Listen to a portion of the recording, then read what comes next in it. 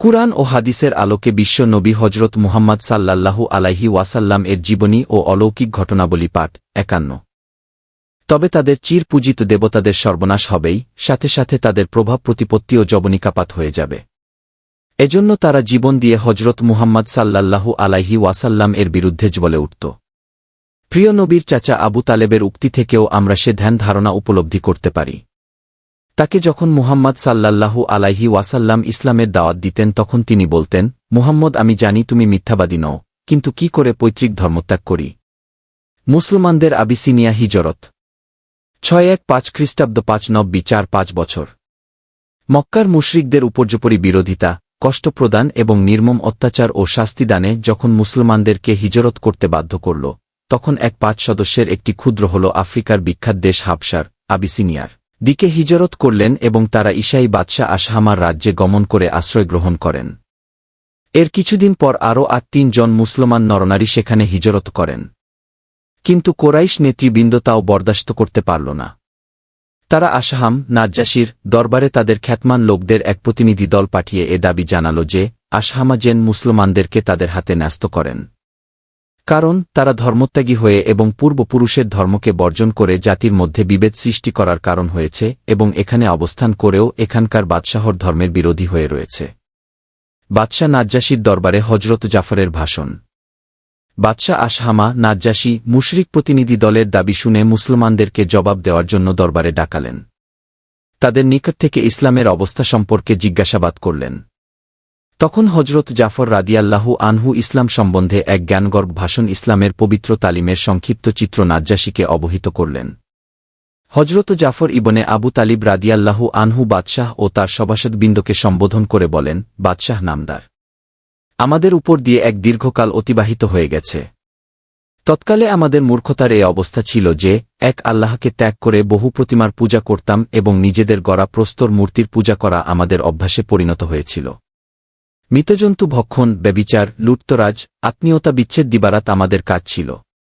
প্রতিবেশীর হকসমূহ সম্বন্ধে বিমুখ, দয়া ও ইনসাফের সঙ্গে আমাদের পরিচয় ছিল না। সত্য ও মিথ্যার পার্থক্য করার জ্ঞান ছিল না। আমাদের জীবন সম্পূর্ণ হিংস্র জন্তুদের মতো ছিল। মহান আল্লাহ তাআলার রহমতের মহিমা যে তিনি আমাদের মধ্যে সুমহান পয়গাম্বর প্রেরণ করলেন, যার বংশমর্যাদা সম্বন্ধে উত্তমরূপে অবগত আছি, যার সততা, আমানতদারি এবং নিষ্কলঙ্কতা সম্বন্ধে শত্রু ও মিত্র উভয় দলই অবগত, যার সম্প্রদায় তাকে আল আমিন উপাধিতে ভূষিত করেছে।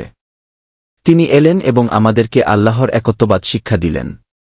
তিনি শিখালেন আল্লাহর কোনো অংশীদার ও শরিক নেই। তিনি শরিক হতে পবিত্র। মূর্তি পূজা মূর্খতা কাজ, অতএব তা বর্জনীয় এবং এক আল্লাহর ইবাদতই সত্যিকারের দাসত্ব। তিনি আমাদেরকে সত্য বলা এবং সততায় অভ্যস্ত হওয়ার শিক্ষা দিয়েছেন এবং আত্মীয়দের সাথে মিলেমিশে চলতে আদেশ করেছেন। প্রতিবেশীদের এবং দুর্বলদের সাথে সদ্ব্যবহার শিখিয়েছেন।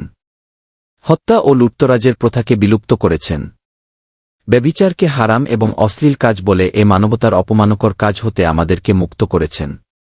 বিয়ে শাদীর ব্যাপারে নিষিদ্ধ ও হালালের পার্থক্য শিখিয়েছেন। মিথ্যা বলা, অন্যায়ভাবে এতিমের ধন সম্পদ আত্মসাৎ করাকে হারাম করে দিয়েছেন। নামাজ এবং সাদকা শিক্ষা দিয়েছেন এবং সব দিক দিয়ে আমাদেরকে পশুত্বের অপমানজনক গহ্বর হতে বের করে মহান মানবতার স্তরে পৌঁছে দিয়েছেন। বাদশাহ নামদার, আমরা এ পবিত্র শিক্ষাকে গ্রহণ করেছি এবং তার উপর ঈমান এনেছি। এটা হলো আমাদের অপরাধ, যার বদৌলতে এই মুশরিকদের প্রতিনিধিদল আপনার নিকট দাবি করেছে যে আমাদেরকে তাদের হাতে ন্যস্ত করে দেন। সিরাত ইবনে হিশাম ও তারিখে ইবনে কাছির। হজরত জাফরের এ ভাষণে তিনি ইসলামের পরিষ্কার এবং উজ্জ্বল নীতিমালাসমূহ যখন আশহামা নাজ্জাশীর সম্মুখে সৎসাহসের সাথে পেশ করলেন, তখন নাজ্জাশী মুসলমানদেরকে মুশরিকদের হাতে সমর্পণ করতে অস্বীকার করেন।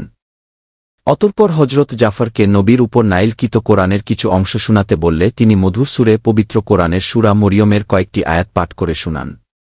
এতে হাবশার আশহামা নাজ্জাশী ভীষণভাবে প্রভাবিত হলেন এবং অশ্রুসিক্ত নয়নে ইসলামের সত্যতার উপর ঈমান আনলেন। এ ছিল ইসলামের দাওয়াতে সংক্ষিপ্ত চিত্র, যা সর্বাপেক্ষা অধিক অন্ধকার ও তমসাচ্ছন্ন অংশ আরব ভূমিকে অতি অল্প সময়ের মধ্যে সূর্যের ন্যায় দীপ্তমান করেছিল। তরবারি নয়, উদারতায়। ইসলাম তরবারির বলে বিস্তার লাভ করেছে বলে ইসলামের শত্রু বিশেষ করে ইউরোপিয়া ইসলামের প্রতি কলঙ্ক আরোপ করার চেষ্টা করে আসছেন। ইসলাম কিভাবে প্রসার লাভ করল কি এটা ইসলামী ইতিহাসের একটা গুরুত্বপূর্ণ বিষয়। এ ব্যাপারে ইতিহাসে ইসলামের প্রারম্ভিককাল সম্পর্কে কিছুটা আলোকপাত করা দরকার। ইসলাম যখন তার আলোকবর্তিকা নিয়ে আত্মপ্রকাশ করল তখন যারা তাকে গ্রহণ করেছিল তারা যে কি প্রকৃতির লোক ছিলেন, আর যারা ইসলামের বিরুদ্ধাচরণ করেছিলেন তারাই বা কি ধরনের লোক ছিল সে সম্পর্কেও কিছুটা আলোচনা হওয়া দরকার। যারা কোনো প্রকার দ্বিধা না করে সর্বপ্রথম ইসলাম গ্রহণ করলেন তাদের প্রত্যেকেই ছিল সত্যান্বেষী চরিত্রবান এবং সৎলোক। হজরত ওসমান বিন মাজুন ইসলামে দাখিল হবার আগেই মদ পান করা ছেড়ে দিয়েছিলেন। মুসলমান হওয়ার পরেও সংসার ত্যাগ করে বৈরাগ্য অবলম্বনের ইচ্ছা